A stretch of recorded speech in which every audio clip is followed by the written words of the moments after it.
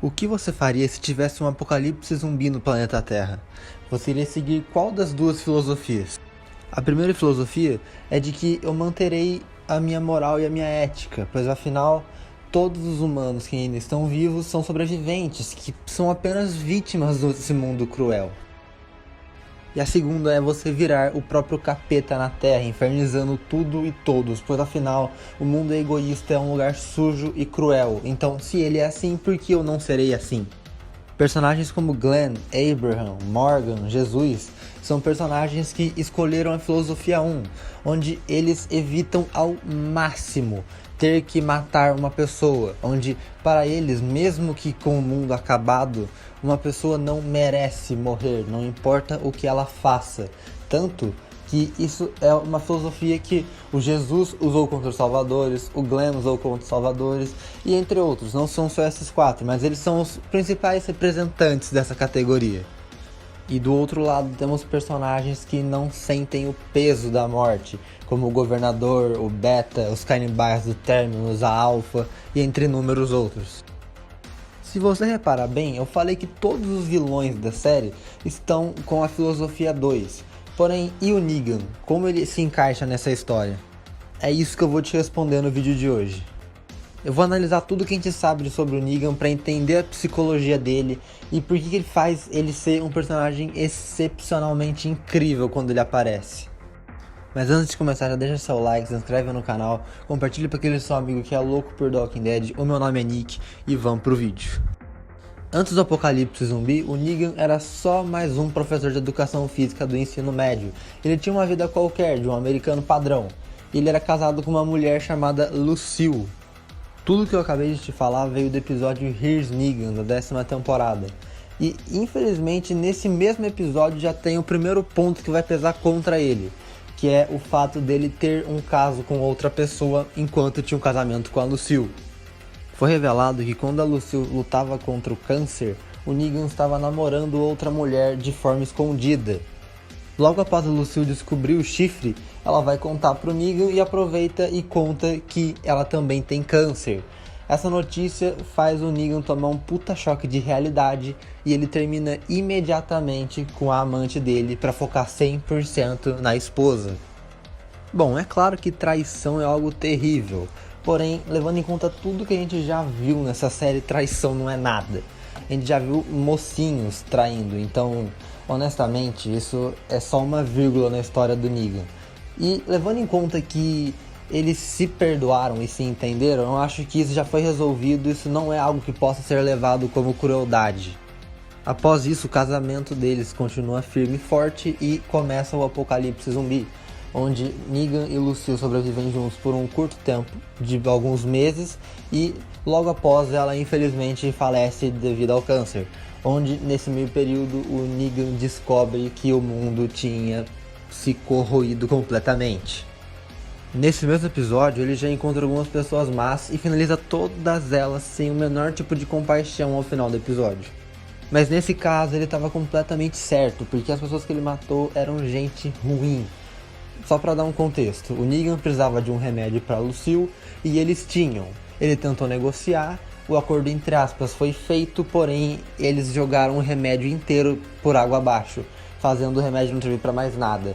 Então eles literalmente fizeram um acordo, não cumpriram e o Negan meses depois foi lá e passou a Tramontina em todo mundo. Por enquanto, a única coisa que fez ele ser uma pessoa ruim foi o lance da traição. Porém, como eu já falei, eles se perdoaram, eles se entenderam, então não é algo que possa ser considerado crueldade. Então, por enquanto, o Negan tá no nível sobrevivente. Ele não é nem um justiceiro, nem um assassino maluco, ele só tá ali na dele sobrevivendo. Bom, a gente não sabe como, mas um tempo depois ele fundou os Salvadores com o Simon e o Dwight e o resto da turma toda, e o resto a gente já sabe é o que tá na história da série. E nesse caso não tem como defender o Negan, porque o Negan era sim um tirano, um líder terrivelmente péssimo. Antes de eu dizer o porquê do Negan ser sim um líder terrivelmente ruim, eu vou dizer os pontos positivos dele. Ele era o líder sozinho de uma comunidade gigantesca, tão grande se não maior que Alexandria. porque os salvadores tinham uma estabilidade gigantesca, como foi mostrado no episódio do Eugene. De fato, várias pessoas tinham uma vida boa e tranquila, com famílias e etc. Porém, não é sempre que a coisa funcionava desse jeito. Para começar, o Negan aplicava castigo em pessoas que iam contra o pensamento dele. Não necessariamente eram pessoas ruins, porém a série já deu a entender que teve várias pessoas dentro da comunidade do Negan que eram pessoas más, como foi o Croata em Dead City. Porém, ele já fez isso com pessoas que apenas pensavam diferente, como foi o Dwight. E a série mostra que castigo era algo recorrente na comunidade dos Salvadores.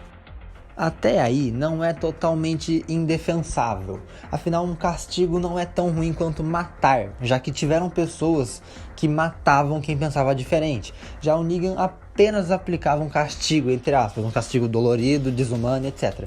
Mas ele não matava. E isso pode ser um ponto a favor, já que mostrava uma certa tolerância dele. Porém, existiam pessoas que só pensavam diferentes e recebiam castigo, ou seja, aquilo não era de fato merecido, como a série já mostrou várias vezes, como foi o exemplo daquele médico que foi literalmente incinerado vivo na frente da mulher dele, porque o Negan não quis pensar além. Ele acreditou 100% no Simon e nem fez questão de pesquisar a fundo, minimamente. Ele só foi lá e matou o cara na frente da mulher dele sem nenhum tipo de piedade. Outra coisa que acontecia dentro da comunidade dos Salvadores era que o Negan tinha várias esposas. A série fala que ele não obrigou nenhuma daquelas mulheres a ser esposa dele. Porém, a série também fala que ou elas faziam aquilo, ou elas iam literalmente ser expulsas da comunidade. Onde a gente sabe que no mundo lá fora elas não iriam aguentar nem 2, 3 dias, porque eram pessoas totalmente despreparadas. Resumindo, ele jogou com um regulamento debaixo do braço.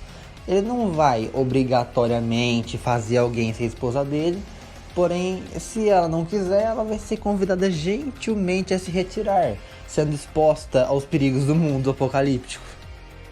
Honestamente, isso não é uma atitude vilanesca.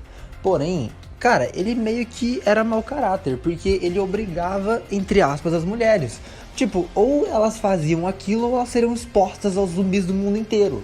Levando em conta que eram mulheres comuns, sem nenhum tipo de treinamento, não faria sentido pra elas terem outra escolha a não ser ficar lá dentro.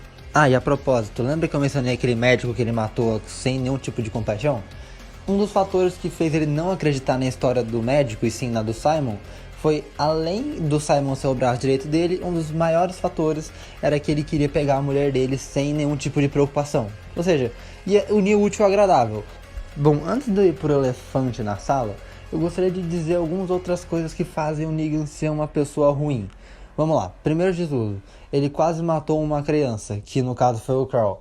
Por mais que o Carl pareça ser um adolescente, na série ele não passa nem dos 14 anos, então ele tentou e só não matou porque impediram ele. Segundo lugar, ele pegou a mulher do melhor amigo dele sem nenhum tipo de misericórdia, só naquele mesmo esquema que eu falei. Ou ela aceitava, ou nesse caso os dois iam ser expulsos. Sim, ele ameaçou expulsar o melhor amigo dele, só pra ficar com a mulher dele. Terceiro lugar, ele mata e deixa pessoas do grupo dele matarem pessoas inocentes. Exemplo, Olivia e a Denise. Agora eu vou fazer o maior advogado do diabo da história e vou defender o Negan em relação à morte do Glenn e do Abraham. Infelizmente, nesse caso, o grupo do Negan estava assim com a razão. Porque o grupo do Rick nem se preocupou em procurar a fundo para ver se os salvadores eram pessoas ruins ou não. Eles simplesmente acreditavam na palavra do Jesus e do Gregory e simplesmente saíram matando os salvadores. É claro, existiam pessoas dos salvadores que de fato não eram boas pessoas, como eu já falei anteriormente. Porém, isso não justifica eles terem matado inúmeras pessoas inocentes, como foi o caso quando eles invadiram o posto dos Salvadores na sexta temporada, onde eles só mataram da forma mais covarde possível, usando facas sem dar chance para as pessoas se defenderem enquanto elas estavam dormindo. E infelizmente eu tenho que dizer que o Negan foi até bonzinho em ter matado só 2. Eu digo infelizmente porque o Glenn era meu personagem favorito. Eu digo bonzinho porque foi revelado que o Negan fazia aquele teatrinho todo do Unidunité, Luciano, ele fazia aquilo com todos os grupos que eles encontravam, o que não foram poucos, foram mais de 20, como foi mostrado naquele quadro que o Glenn encontra no Posto dos Salvadores, onde mostra a foto das pessoas com a cabeça esmagada. E se ele fez aquilo com todos os grupos, o grupo do Rick, que foi o que mais deu dor de cabeça, ele ter matado só 2, foi pouco. De verdade, foi pouco. Do jeito que foi, se o Negan tivesse dado troco, era pro Negan ter invadido a Alexandria e ter matado todo mundo, sem exceção, como ele mesmo disse. Eu já falei no meu outro vídeo de The Walking Dead que o Glenn era meu personagem favorito da série. Mas, cara, infelizmente eu tenho que dizer que o Negan matou ele de forma até que merecida. Porque no final das contas o Glenn matou umas 2 pessoas no posto. É claro que 2 pessoas foi muito pouco. Porém, ele tava lá, cara. Inegavelmente ele tava lá, ele matou gente.